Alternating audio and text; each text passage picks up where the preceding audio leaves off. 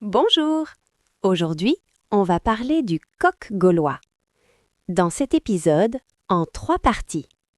Première partie, l'origine romaine et le jeu de mots. Deuxième partie, le coq de la Révolution. Troisième partie, le coq dans le monde moderne. C'est parti? Alors, Alex, le symbole de la France, c'est le coq. Mais pourquoi un coq? L'histoire commence avec les Romains, il y a 2000 ans. À cette époque, les Romains appellent les habitants de la France les Gaulois. En latin, Gaulois se dit Gallus.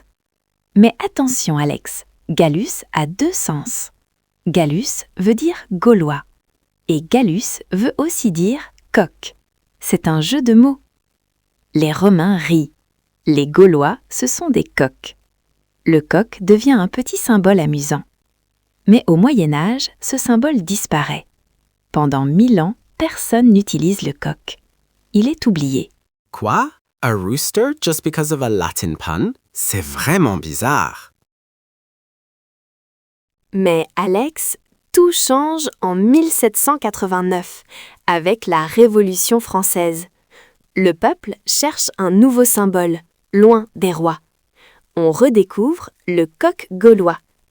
Le coq représente le peuple, courageux, fier, qui chante le matin pour réveiller la France.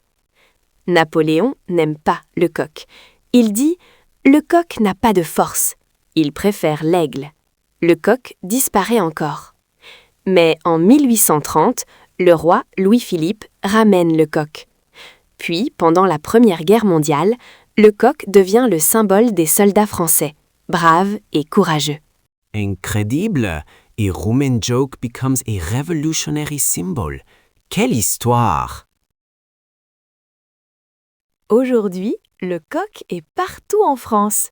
Sur les pièces d'1 €, sur les timbres, sur les monuments officiels. L'équipe de France de football porte un coq sur son maillot. Les supporters crient « Allez les coqs !»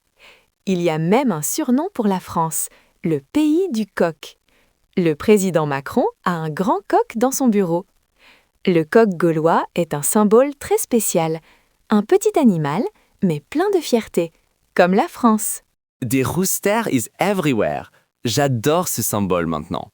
Et maintenant, les mots-clés. Le coq, le peuple, fier, le symbole, chanter, courageux. Voilà.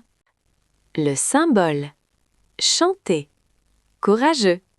Voilà.